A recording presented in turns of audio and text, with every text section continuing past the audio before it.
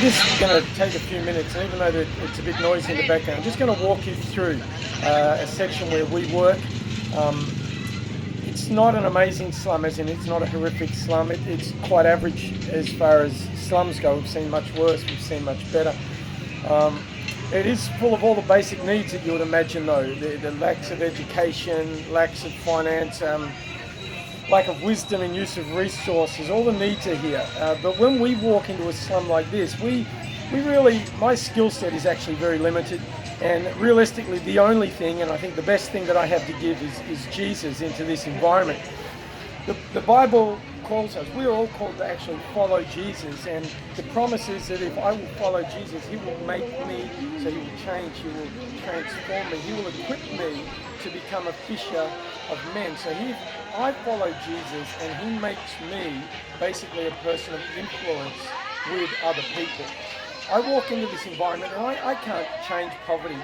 We're not interested in actually many things. We're not coming here to endeavour to start a church. We're not bringing programs and projects in here. What we are doing is actually bringing the gospel, hope, light, love, salvation. We bring Jesus into this environment.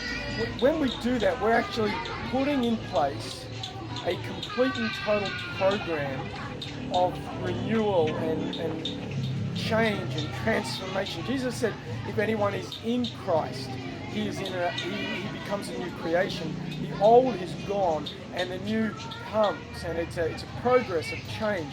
So with my limitations, with all of the things that I don't know, I do know that Jesus changes people's lives. So we come in here and we bring Jesus.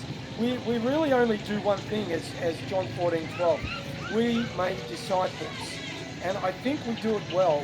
We actually make disciples who make disciples. We don't just make disciples who come to church. We don't make disciples who just pledge allegiance to our organisation, but really that's it.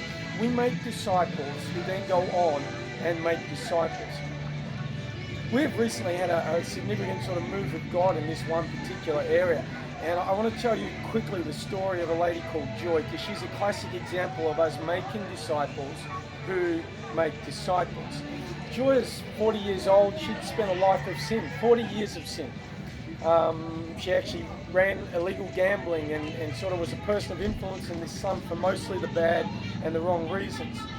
She met Jesus because we brought Jesus into this area. She got born again. She got baptized in water, filled with the Spirit.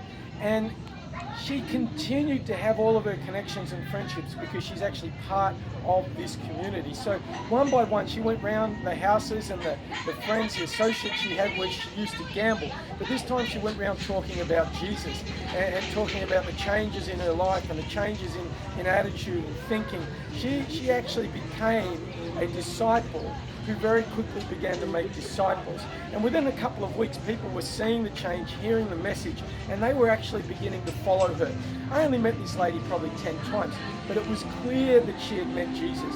She has now actually recently died. She walked with Jesus for 4 months, lived in sin for 40 years, and she became our woman at the well. She had a short time with Jesus, but her interaction with Jesus was real, it was serious, and she became an instrument of salvation for at least 100 people.